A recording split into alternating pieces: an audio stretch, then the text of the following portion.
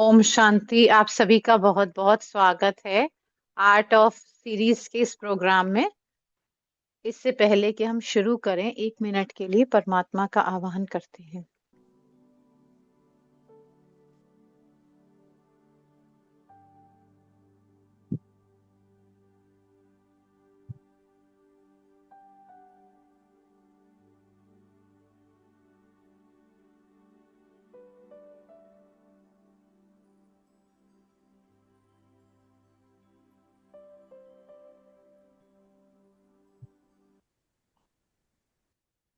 आप सभी का बहुत बहुत स्वागत है आर्ट्स ऑफ लिविस के इस प्रोग्राम में।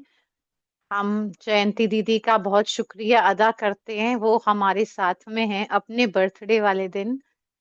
हम हम थोड़ा सा ज्यादा डेटा नहीं बताना चाहेंगे, पर दीदी के बारे में बताएंगे। दीदी बहुत सारी सेवा करने के बावजूद भी हमारी टॉक में बहन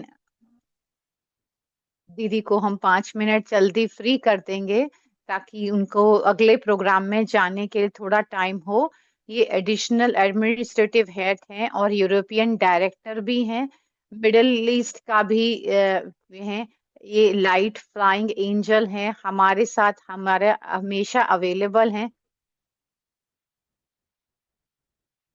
सारी इक्वानिमिटी को बताने वाला, सब कुछ हमेशा काफी ऑक्यूपाइड होते हुए भी, तो इस मैसेज को डिलीवर करने के लिए, इस सेलिब्रेशन के लिए, मैं वैंकूवर टीम से कहूंगी आपके लिए बहुत सरप्राइजेज हैं।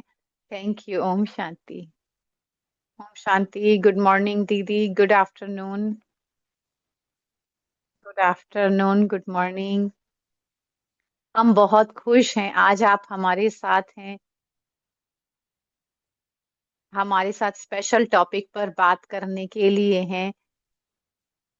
कैसे हमें इसका अभ्यास करना है, आपसे ज्यादा कोई और अच्छा इसके बारे में क्या बता सकते हैं।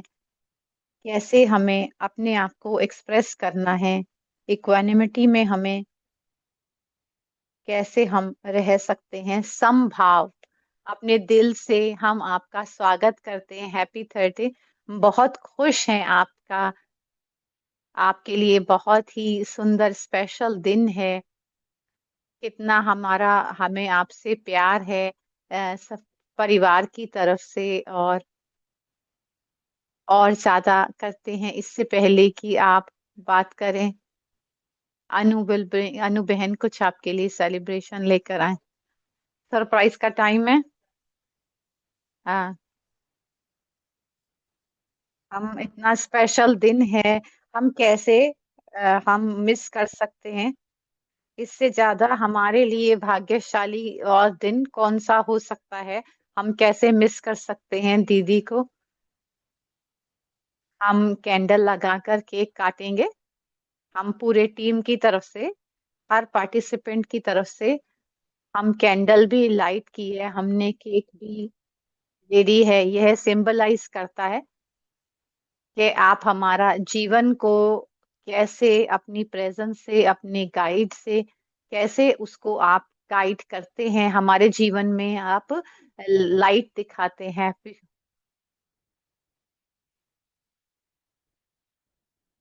Happy birthday to you. Happy dear birthday dear Jayanti दीदी। Happy birthday to.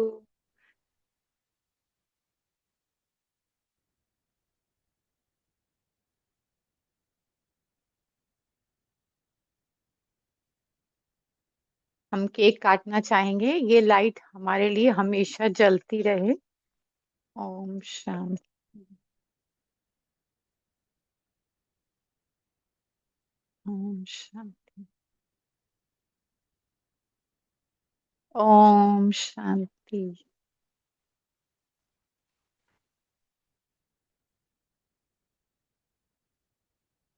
ये दीदी के लिए है और सभी पार्टिसिपेंट्स के लिए है। सभी के लिए है। बहुत बहुत दीदी को मुबारक हो बर्थडे।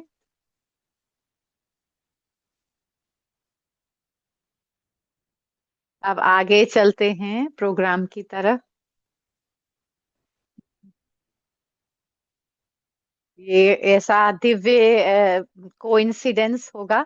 हम हम आपका शुक्रिया अदा करते हैं कि आपने हमारा इनविटेशन स्वीकार किया। आज प्रश्न उत्तर नहीं लगेंगे, और हम पावरफुल दृष्टि और मेडिटेशन होगा। अंत में हम सिस्टर से क्वेश्चन आंसर नहीं पूछेंगे। दीदी को देते हैं, दीदी बात। ओम शांति। सबसे पहले दिल से हम शुक्रिया अदा करते हैं इस सेलिब्रेशन के लिए। ये टॉपिक जो है वो समभाव का, जो बाबा आज हमें इस पल चाहते हैं, इस समय जो बाबा हमसे करा रहे हैं अचल अडोल, बाबा जो हमसे अभ्यास करा रहे हैं हमेशा कांस्टेंट और कंसिस्टेंट रहें, ये सभी उसी एक सब्जेक्ट का पार्ट है। समभाव भी, जो हम बनाए रख सकते हैं अपनी अचल और अडल अवस्था में, चाहे कितना भी केओस चल रहा हो आसपास, कितनी भी अस्थिरता हो।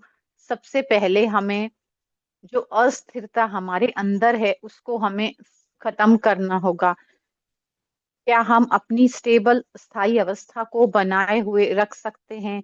जब हम पुराने संस्कार आते हैं, बाबा ने कहा है, अगर आप बाबा की मदद लेते हैं डिटर्मिनेशन से, दृढ़ता से, तो बाबा आपको सिखाएंगे और बाबा उसको आपसे बाहर लेकर जाएंगे ताकि आप बाहर निकल सकें, अनुभव कर सकें और एक नया रास्ता, नया जीवन शुरू हो सके।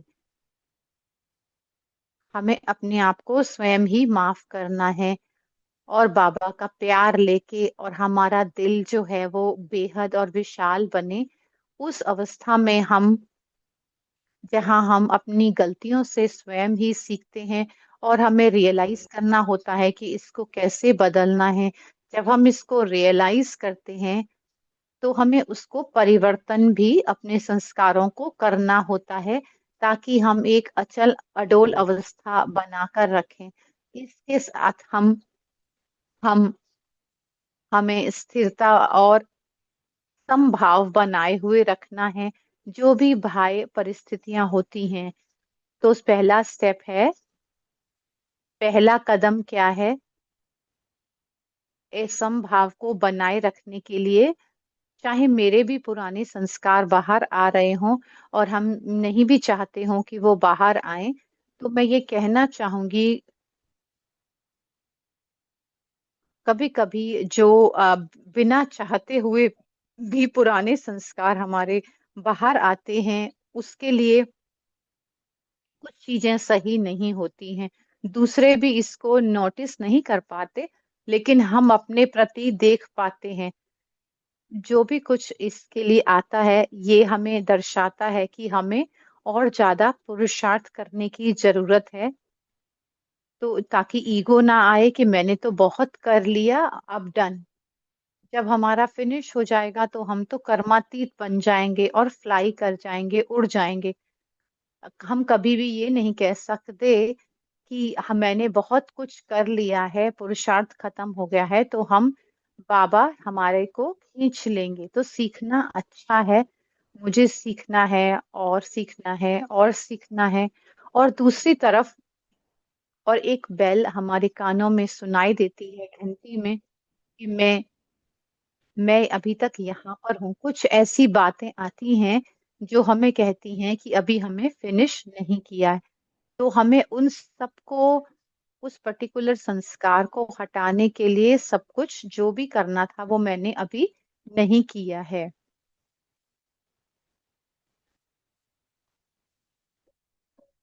कौन सा संस्कार मैं अभी भी लेकर चल रही हूँ, और कौन सा अभी मुझे उस क्या रिएक्शन होता है। तो इसके लिए मुझे और भीतर ही भीतर जाना होगा और देखना होगा कि कौन सी बात और कौन सा डिफेक्ट है जो मेरे अंदर अभी भी है। जैसे उदाहरण के तौर पर, मुझे लगता है कि मैंने गुस्से को जीत लिया है, लेकिन कुछ अगर ऐसा हो जाता है तो गुस्सा मुझे आ जाता है। तो निराश नहीं हो, ड्रामा को कहें थैंक यू, अब मैं अपना समय निकाल कर अपने आप को देखूंगी और गुस्सा जो है वो अलग-अलग कारणों से आ सकता है। इसको कभी-कभी सेकेंडरी रिएक्शन भी कह सकते हैं और सेकेंडरी बात नेगेटिविटी भी कह सकते हैं। तो मेरी ये बीगो ईगो हर्ट होती है। जैसे आप बाबा ने मुरली में कहा कि ज़्यादा कोमल नहीं बनना है। जब हम कोमल होते हैं, तो ये देह अभिमान है। इस कोमलता के और के भाव में कि हम किसी को ब्लेम करते हैं या हम कहते हैं कि मैंने तो सब कुछ सही किया, तो वो मेरे को अटैक क्यों कर रहे हैं?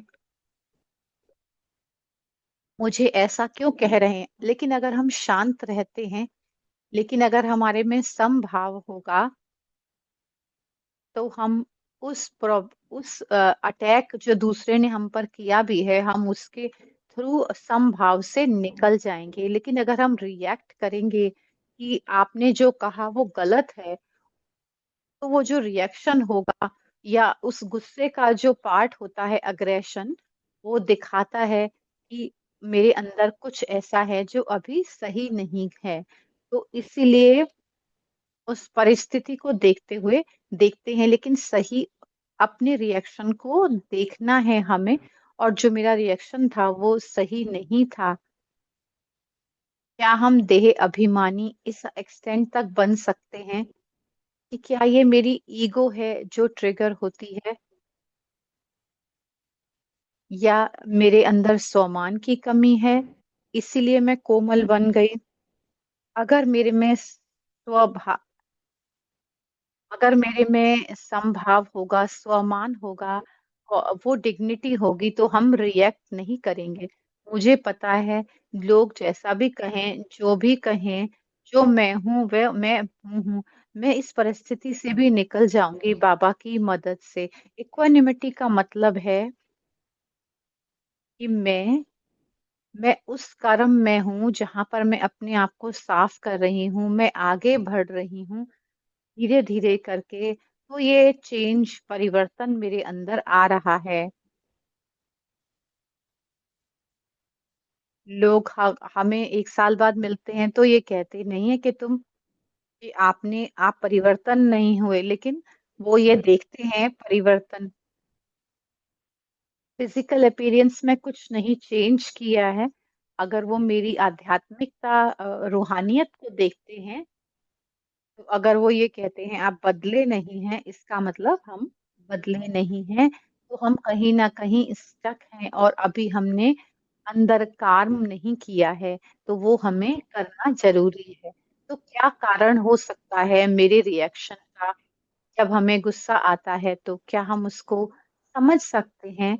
बार-बार, बार-बार उसे चेक कर सकते हैं।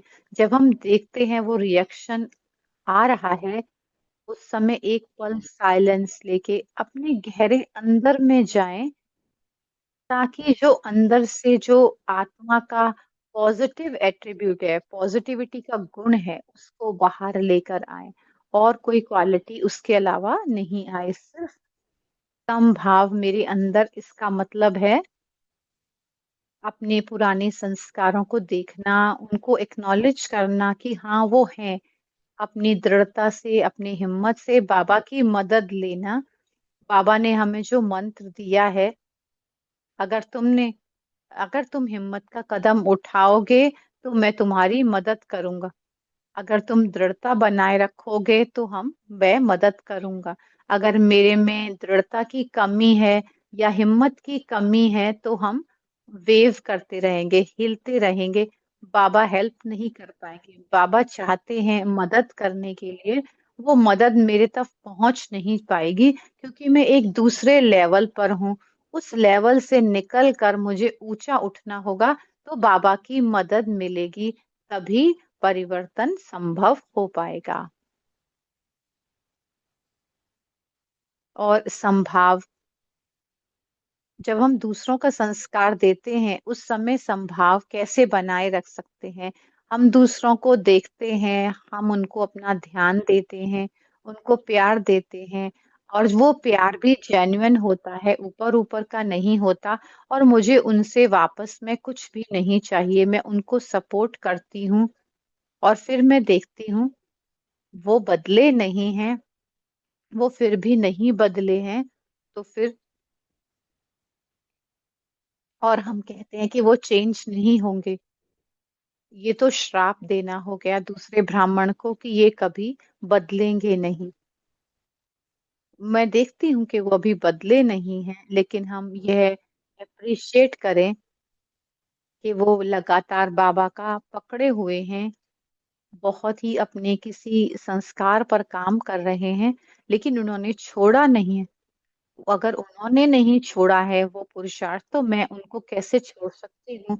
और बाबा कैसे, और उस समय कोई भी हमारी एक्सपेक्टेशन ना हो, बस हमें उस बीज को जो उन्होंने उनके अंदर है उदारता का, उसको पानी देते रहना है, स्नेह का, और उसके बदले में मुझे वापस में कुछ भी नहीं चाहिए।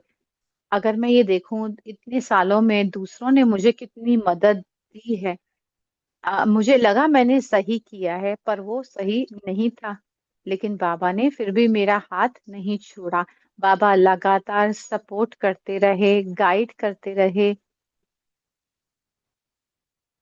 बाबा अवसर का दरवाजे मेरे सामने खोलते रहे, और मैं आगे बढ़ती रही, सीखते रही और सीखती रही। और बाबा का बच्चा बन के क्या मैं यही संस्कार किसी के ऊपर भी हम गिव अप ना करें, कभी भी किसी को ये श्राप ना दें कि ये कभी बदलेंगे नहीं, लेकिन अपना समभाव बनाए रखें, जिसमें हम उनको देखते हैं कि उस से निकल कर आ रहे हैं अपने संस्कार। इट्स ओके, वो दूसरी तरफ अपने आप ही आ जाएँगे। ये टेम्परेरी है, ये पूरे समय नहीं रहेगा। जब हम अपना निश्चय उनमें बनाए के रखते हैं, विश्वास बना के रखते हैं, परमात्म प्यार उनको देते रहते हैं, तो थैंकफुलनेस, शुक्रिया का भाव बहुत अच्छा है कि वो उसको मिस करते हैं। तो मैंने और बाबा ने उनका हाथ नहीं छोड़ा है। अगर कोई एक्सपेक्टेशन है, उसको जाने दें, उसको जाने दें। तुम्हारे संभाव को वो आशाएँ तुम्हें हिला ना पाएँ। परमात्मा उन लोगों को हमेशा हेल्प करते रहें, सपोर्ट देते रहें।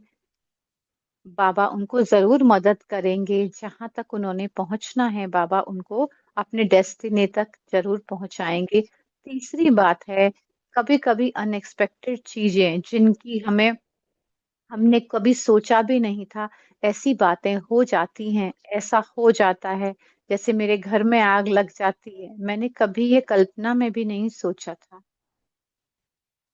क्या मैंने वो किया? क्या मैंने अपनी इंश्योरेंस को अपडेट रखा है? और कौन-सी ऐसी फिज़िकल चीज़ें हैं, स्थूल चीज़ें मुझे ध्यान रखना है। इस समय जो इतना अनसर्टेन टर्म चल रहा है, हमें नहीं पता कल क्या होगा, अगले दिन और उसके। हम उसके बारे में सोच भी नहीं सकते कि कुछ महीनों में क्या होगा। तो रोचक बात ये है कि जो सारे पॉलिटिकल एनालिस्ट हैं, जो प्रोफ़ेसर हैं, वो भी प्रेडिक्ट नहीं कर सकते, वो भी नहीं बता सकते कि क्या होने वाला है। किसी भी बात को इस समय प्रेडिक्ट नहीं किया जा सकता। जो बाहर की स्थूल चीज़ें हैं, उनको हम डील कर सकते हैं, उनको तो हम करके रखें, ताकि इमरजेंसी के समय पर हम उन चीज़ों के बारे में ना सोचना पड़े। वो चीज़ें तो अपनी जगह पर हैं, उस समय क्या सोचना है, सबसे इम्पोर्टेंट चीज़ जो है, बाबा के साथ मेरा ध्यान लगा हो, जब मैं बाबा के साथ पूरी तरह लगे होंगी, ये सबसे ज़्यादा इम्पोर्टेंट चीज़ होगी उस समय मेरे लिए। तो बाबा गाइड कर सकते हैं और बाबा मुझे दिखा सकते हैं, मेरी परखने की शक्ति भी बढ़ जाएगी।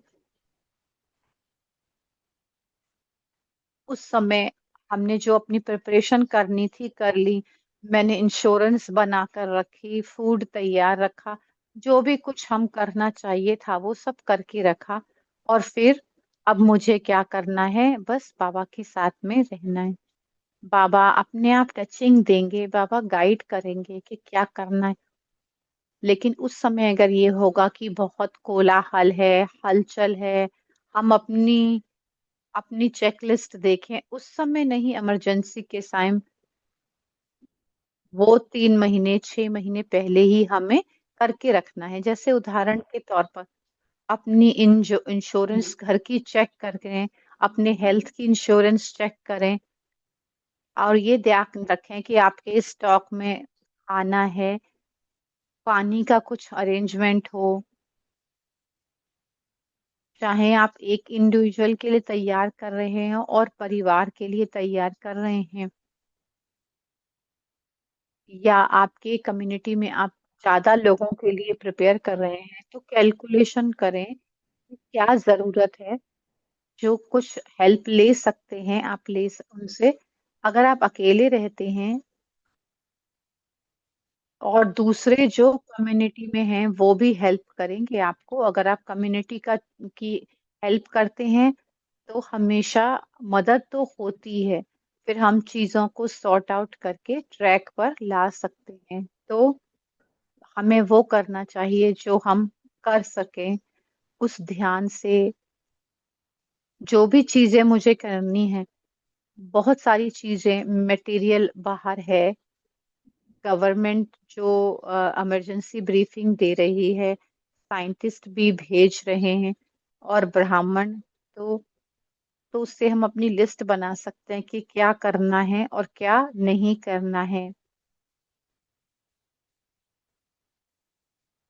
जो भाई बहन यूके में हैं, उन्होंने उस दृष्टि से, ये सभी के लिए मुश्किल टाइम हो सकता है, तो क्या हम सभी को मटेरियल दे सकते हैं, सबको दे सकें जो हमारे पास, या हो सकता है उस समय सहयोग भी दे सकते हैं। जो आपको करना है वो इस समय आप कर रहे हैं।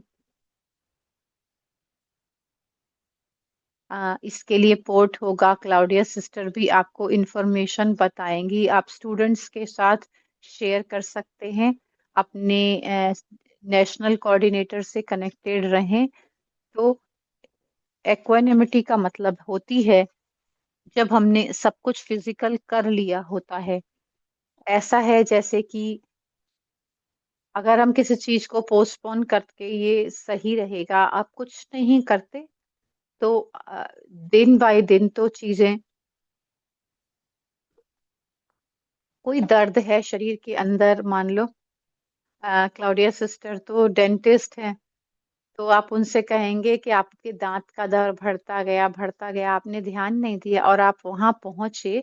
जब समय है, जब समझ है कि जरूरत है, किसी चीज को हमें ध्यान देना है, तो ये ना कहें अपने आप से कि मैं बिजी हूँ। अगर किसी चीज की तरफ मुझे ध्यान देना है, मेरा शरीर, मेरी आंखें, मेरे दांत, किसी भी चीज पर कोई प्रॉब्लम है, तो उसको चेकआउट करें और उसको ठीक करें। ये नहीं सोचे कि हम बाद में करेंगे, नहीं ऐसा नहीं होगा, ये नहीं होगा, ऐसा ना सोचे। कई बार हमने देखा है कि अव्यक्त बाप दादा ने बताया ब्राह्मणों को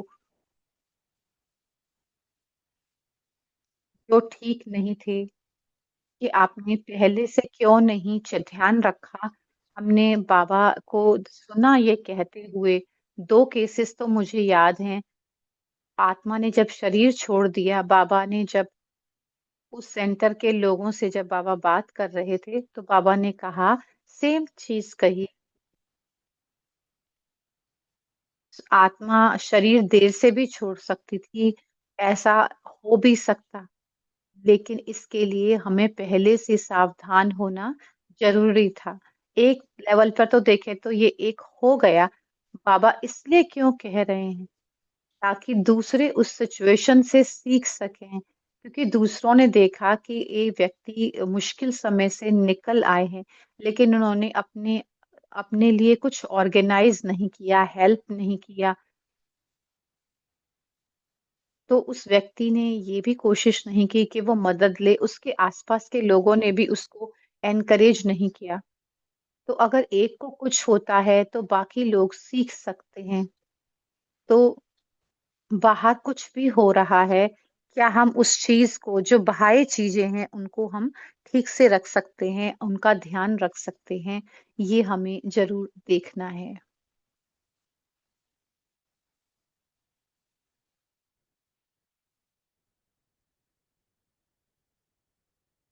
तो समभाव का मतलब है पहले बाह्य बाह्य तैयारी और फिर आंतरिक तैयारी। आध्यात्मिक तैयारी का मतलब है, मुझे पता है योगी की निशानी है कि वो हलचल नहीं होते, चाहे उसमें महिमा हो, चाहे ग्लानि हो। कभी-कभी महिमा को लेना तो आसान होता है, ग्लानि अगर महिमा ईगो क्रिएट करती है कि सभी लोग एप्रिशिएट करते हैं, तो मैं गुड हूँ। बहुत अच्छी बात है कि आपने अपनी गुड विशेस किसी ने मुझे भेजी हैं और मुझे अच्छा-अच्छा कहा है, वो तो महिमा है। मम्मा ने कहा था जिनकी महिमा हुई थी, उनके मन में ये बात बैठ गई कि वो अच्छे हैं, तो मामा ने कहा, किसने कहा? किसने किया? और मम्मा ने कहा इसका मतलब, और जो व्यक्ति था, उस व्यक्ति को एकदम से समझ में आ गया कि ये क्या कहने की कोशिश कर रहे हैं। तो उन्होंने कहा बाबा ने किया। तो मम्मा ने स्माइल करके कहा, ये बाबा का ज्ञान है, हमारे पास कोई भी ज्ञान नहीं था पहले, तो किसने किया? बाबा ने किया। हम क्या कर जो हमें ज्ञान मिला है, बस हम उसी को तो शेयर करते हैं। इस ज्ञान का तो हमें पता नहीं था, ये हमने ज्ञान तैयार नहीं किया, हमें पता भी नहीं था। जब बाबा आते हैं, तब हमें ये ज्ञान देते हैं। क्या हम इसको समझ सकें, स्वीकार कर सकें और कहें, ओके, कभी भी महिमा को भी स्वीकार नहीं करें। बहुत आसान होता है स्वीकार करना कि मैंने इतनी मेहनत की है, तो मुझे ये मिलना भी चाहिए। नहीं, जो भी समय और पुरुषार्थ मैंने उसके लिए किया है, वो मेरे फ़ायदे के लिए था।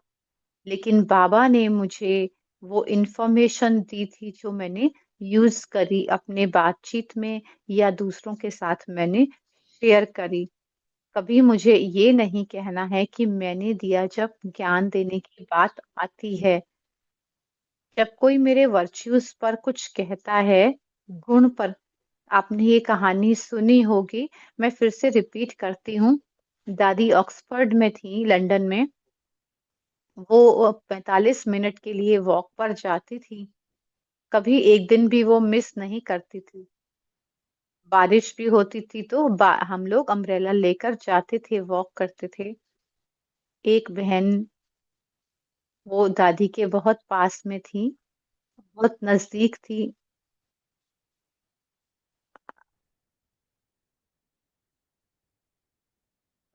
तो वो वेट कर रही थी कि वो उनका रिसेप्शन पर वेट किया जाएगा।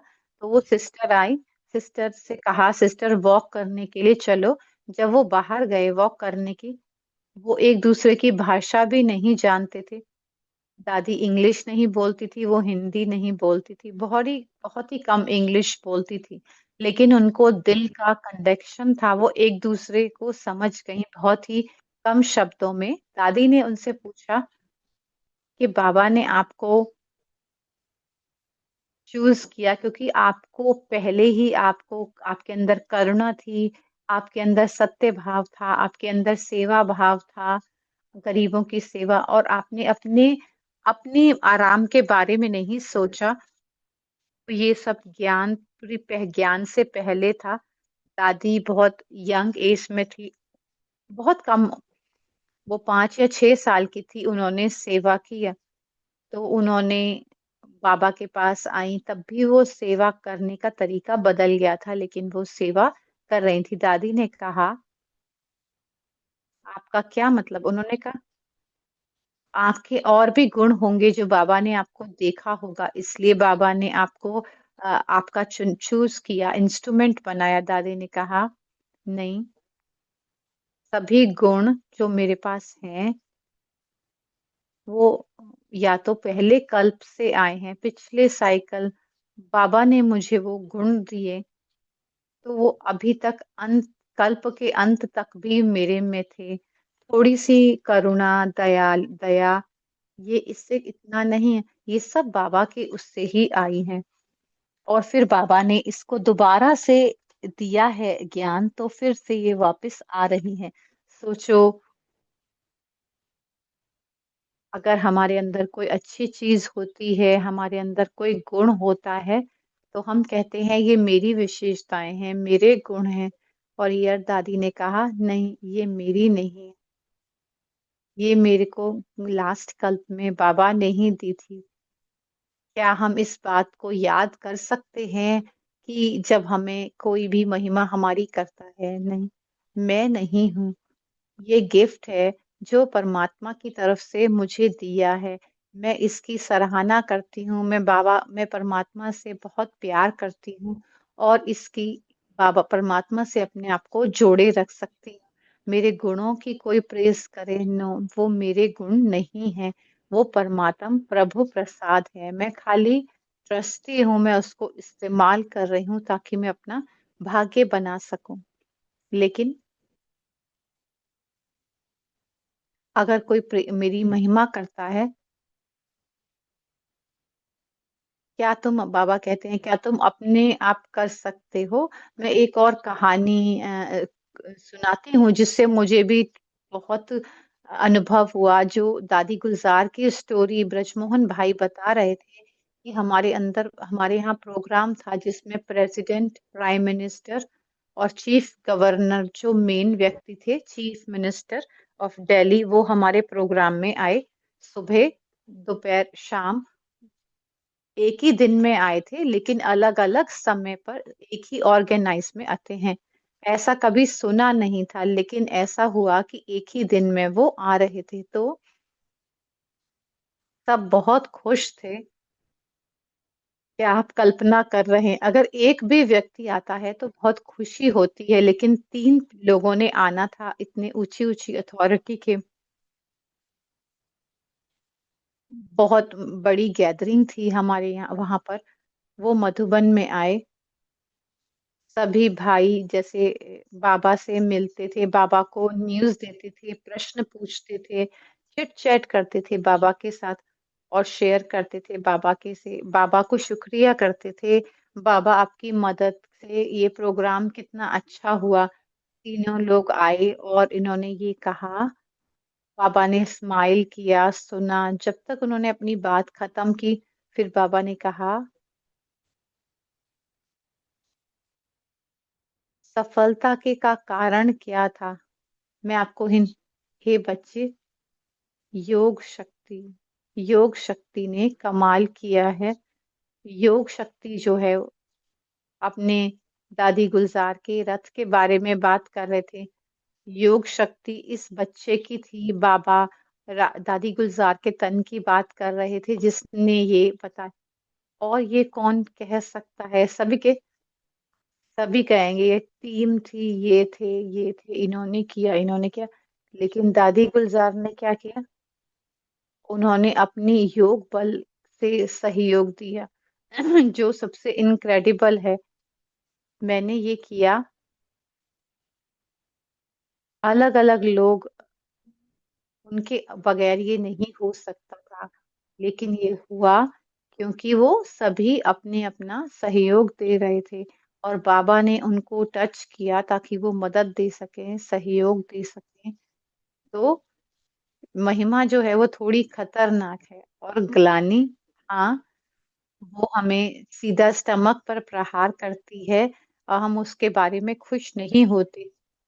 क्या मैं प्रश्न पूछ सकती हूँ? वो कौन-सी अग्नि है जो कि बिना अग्नि के कोई धुआँ होता नहीं है? कहीं न कहीं आग होती है तभी धुआँ आता है। अब तो हम उसको चेक करते रहें कि अगर किसी ने ग्लानि की है तो क्या ऐसा क्या हुआ या ऐसी बात उन्होंने कही है, उन्होंने मेरे में क्या देखा? हम उनसे पूछ भी सकते हैं, लेकिन हमें अगर शर्म आती है उनसे पूछते हुए, तो हम अपने आप के अंदर तो चेक कर ही सकते हैं, कहाँ पर वो ऐसी चीज़ है। जिसकी वजह से मुझको ऐसा सुनना पड़ा। मैं इसकी सराहना करती हूँ कि इसकी वजह से मैं बदलती हूँ, बदल रही हूँ अपने आप को, लेकिन मैं उससे हिलती नहीं हूँ। तो कभी-कभी जैसे एक बलून होता है, वो ऊपर उड़ता है और अगर मान लो उस बलून पर कोई छेद कर देता है, तो बलून नीचे बिल्कुल गिरकर किसकी किसकी गलती थी? कुछ ना कुछ तो हुआ ना। तो मैं ऊपर उड़ रही थी और कुछ हुआ। क्या हुआ? क्या हम उसको चेक कर सकते हैं और देख सकते हैं? हम उसकी रिस्पॉन्सिबिलिटी को एक्सेप्ट करते हैं। उन्होंने क्यों नहीं चेक किया, हम ये कहते हैं ये उनकी रिस्पॉन्सिबिलिटी थी। ये समय है ये देखने का, उस पल में अगर कुछ होता है, तो मुझे अपने आप को अचल रखना है, समभाव में रखना है और फिर हम उसको देखते हैं। एक बात बता रहे हैं कि हमारे यूके में एक प्रोग्राम था और एक मुंबई से आए थे। तो अप्रैल में मुंबई बहुत ही फेमस व्यक्ति था जिसने प्रोग्राम उस पर्टिकुलर सेंटर में उनका जो कनेक्शन है वो म्यूजिक स्टार, फिल्म स्टार और उनके साथ उनका कनेक्शन था और फिल्म डायरेक्टर के साथ। तो वो लोग जो थे उस सेंटर से कनेक्टेड थे। 8,000 लोग उस संगठन में आए थे। उन्होंने एक कहानी बताई, जो कहानी जो थी वो जैसे कोई अनसर्टेनिटी आती है, कैसे हम स्टेबिलिटी को बनाए रख सकते हैं। उन्होंने कहा, हमने सब कुछ सेटअप किया हुआ था, शूटिंग अगले दिन शुरू होनी थी, उन्होंने बताया और कुछ गलत हो गया और पूरा सेट ही जो है वो गिर पड़ा। एक व्यक्ति था जो वो उसने सेट लगाया था, उसकी ज़िम्मेवारी थी और लोगों ने उसको मदद की थी। मैं बिल्कुल शांत थी, जो बता रहा था ये कहानी कि वो बिल्कुल शांत थे और उन्होंने दे बहुत ही थोड़ा समय था, एक ही नाइट थी और उसमें कम से कम 1 हफ्ता लगता है और उसको hundreds of thousand lakh, 1 lakh से ज़्यादा बहुत सारे लाख उन्होंने लगाए थे उसको सेटअप करने में। लेकिन उस समय परमात्मा ने मुझे शक्ति दी, मैं शांत रहा। मैंने किसी से कुछ नहीं कहा। मैंने उनसे कहा मेरे साथ आकर बैठो और हमने डिज़ाइन लिया, टाइम टेबल बनाया और और कैसे हम सुबह के लिए उसको तैयार कर सकते हैं। पूरी रात उन्होंने काम किया, डिज़ाइन बनाया और उसको लगाया और सभी के सहयोग से वो उसको शूटिंग अपनी स्केड्यूल पर स्टार्ट हुई शूटिंग। 13-14 लाख का नुकसान हुआ था लेकिन उस जो डायरेक्टर थे या मेन थे परमात्मा ने मुझे शक्ति दी अपने काम को, अपनी शांति को बनाए रहे। नहीं तो डिस्करेज होते, अपसेट होते। तो सभी लोग बहुत शांत रहे, मैं भी बहुत शांत रहा। तो ये पीके के फ्रेंड हैं, वो पीके नहीं हैं। उन्होंने अपनी कहानी बताई जब, तो हमें ऐसे सच अपनी अपनी अपनी सिचुएशन को क्या मैं अपसेट होता हूँ किसी चीज़ से? क्योंकि वो परिस्थिति या अगर कोई व्यक्ति इतना वो नहीं था या मेन व्यक्ति ने उसको ठीक नहीं किया था इसलिए ऐसा हुआ, कुछ भी हो सकता था। उस पल उन्होंने स्थिरता, समभाव बनाए रखने से उस कार्य पे अपनी एनर्जी लगाई और जब कार्य डन हो गया क्योंकि उनके समभाव के कारण अगर हम अपसेट हो जाते, गुस्सा हो जाते, तो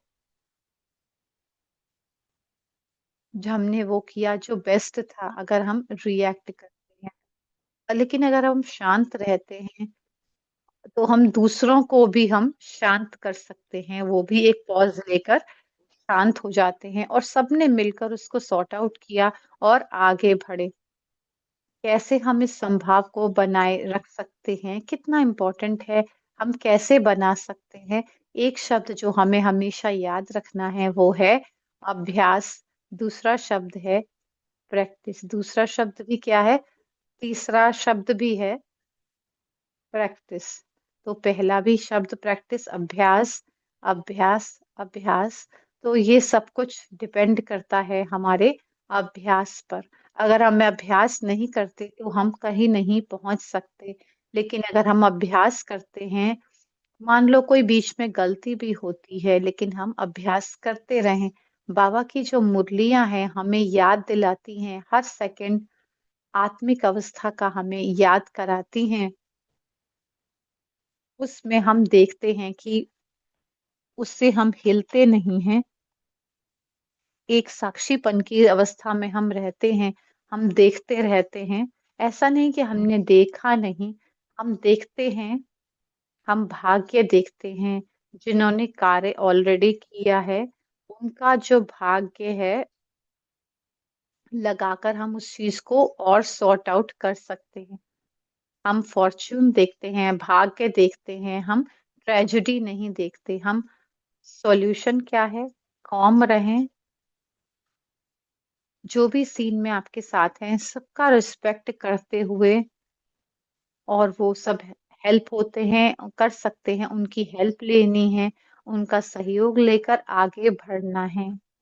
अगर कोई अथॉरिटी है, उनको हमें बताना चाहिए, कोई ऑफिशियल चीज़ की अगर कुछ हुआ, तो उसको हमें डॉक्यूमेंट करना है, वो तो हम करते ही हैं, लेकिन हम बहुत कॉम रहते हैं। अगर हमें हमारे अंदर समभाव होगा, तो हम बाबा से कनेक्ट हो पाएँगे। लेकिन अगर हमने अभ्यास नहीं किया होगा, कुछ होगा, तो हम हिल जाएँगे। जो इच्छा हमारी थी, वो पूरी नहीं हुई, हम हिल गए। किस तरह से हम अपने आप को याद दिलाएँ, ड्रामा हमेशा सही है। जब हम ये सोच कहते हैं कि ड्रामा गलत है, कोई भी ड्रामा गलत नहीं हो सकता। ड्रामा गलत नहीं है, कहीं न कहीं मैं गलत हूँ। अगर हम इस समभाव को बनाए रखें, तो ये ड्रामा परफेक्ट है, ओके है, सब कुछ सही ही होगा। तो कुछ ऐसी सिचुएशन हम देखते हैं और भी चैलेंजिंग सिचुएशन आ सकती हैं। रिसेंट मुरली में बाबा ने कहा था, चीज़ें तो होंगी, हमें निशानी भी दिखाई देंगी क्योंकि हम अंत की तरफ पहुंच रहे हैं। कुछ समय लगेगा और फिर कुछ फिनिश हो जाता है और हम तो हमें ये सोचना है, ये शुरू हो चुका है, चीजें शुरू हो गई हैं अलग-अलग तरीके से। बाबा ने पहले ही हमें बताया है, हम देखते हैं कि आर्थिकता देखते हैं कि वायुमंडल कैसे खराब हो रहे, इंसानों की लालच और क्रोध का भी हम देखते हैं, ये सब हमारे सामने है। हमारे लिए अब तीसरी आँख की ज़रूरत नहीं है, हमें तो इन आँखों से ही डिस्ट्रक्शन, विनाश दिखाई दे रहा है। जैसे वि तो ये स्थापना की भी साक्षात्कार है, हम अपनी आँखों से साक्षात्कार देख रहे हैं कि विनाश हो रहा है, लेकिन स्थापना वो भी वो भी साथ-साथ हमारी आँखों से हमें दिखाई देना चाहिए। कुछ लोग देखते हैं, जो योगी हैं वो देख सकते हैं। क्या वो देखते हैं कि प्रैक्टिकल अपने अपने जीवन में देखते हैं? 2 शब्द जो बाबा हिंदी में यूज़ करते हैं, चेहरा और चलन, तुम्हारा चेहरा और बिहेवियर दोनों चीज़ें उसी तरीके के हैं जिस तरह से होनी चाहिए। जो बाबा ने हमें कहा उसको वो दिखाते हैं, वो दुनिया को दिखा सकता है, जो बाबा ही इसके पीछे है। कुछ थोड़े लोग नहीं हैं, एक लार्ज ऑर्गेनाइज़ेशन भी नहीं। एक्चुअली ये परमात्मा का कार्य है, जो ये सब कर रहे हैं और करा रहे हैं। लोग ब्रह्मा कुमारी इसको जानते हैं, इंडिया में बहुत ज्यादा जानते हैं। हमारे कपड़ों को देख के, वाइट साड़ी को देखकर पहचान जाते हैं। और बैच भी देख, क्या वो आप माउंट आबू, आप ब्रह्मा कुमारी से हैं, हाँ, उनको पता लग जाता है।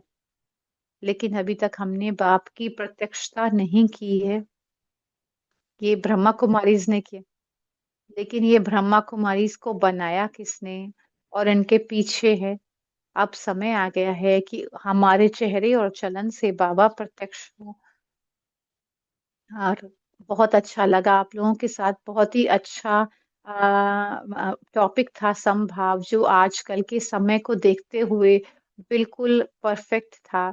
ये एक आर्ट हमने अगर अपने अंदर अप्लाई नहीं की है, तो हमें समभाव की इसको, अब कला को अपने अंदर बनाना है। दूसरे भी ये कहें, दूसरे भी हमें देखकर कहें कि जीवन ऐसा होना चाहिए।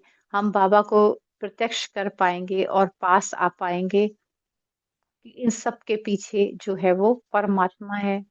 और परमात्मा हमें हमारे को मेक श्योर करते हैं कि सत्युग क्यों नहीं आया है अभी तक, क्यों इतना समय लग रहा है, क्योंकि हम तैयार नहीं हैं। जो हमें तैयारी करनी चाहिए थी वो हमने अभी नहीं की है। तो हमें अपने पुरुषार्थ को तीव्र करना होगा। तो जो सतयुग की विजिबल हम देखेंगे और उसका रिजल्ट भी हमें नजर आएगा।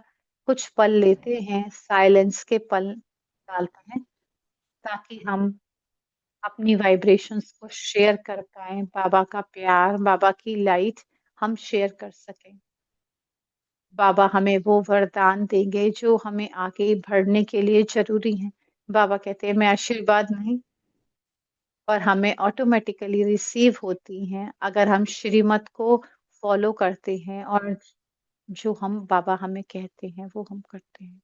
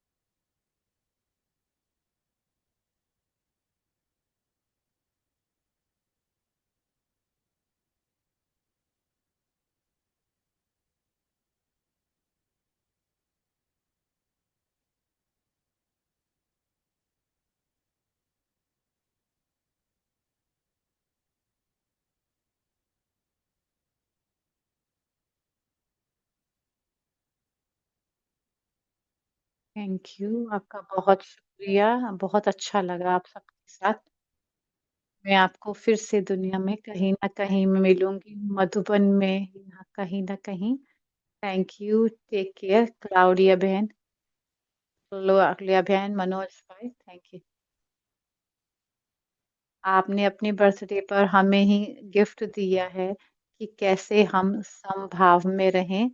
थैंक यू, हम आपका बहुत शुक्रिया अदा करते हैं। Thank you. बहुत सुंदर था, हम सभी ने हमने मैंने आप मेडिटेशन में थे, तब मैंने आपकी फ़ोटो ले ली है, काफ़ी सारे हैं। शशि दीदी लंदन से और उनको हम सुन नहीं पाते हैं, ट्रांसलेटर को सभी अनम्यूट नहीं कर पाते। हमने दिल में बाबा का गीत गाया, दीदी के लिए गीत गाया, थैंक यू, आपके लिए सबका शुक्रिया। अभी हम अनाउंस करते हैं प्रोग्राम जो हमें ब्यूटीफुल गिफ्ट दीदी से मिला है समभाव के बारे में। इनर रिफ्लेक्शन जूडी के साथ हमारा होगा 23 तारीख को। साइरस रिट्रीट भी हमने डाली है और क्रिस्टी बुक भी रखी है। अगर आप इसकी कॉपी चाहते हैं, आप हमें लिख सकते हैं।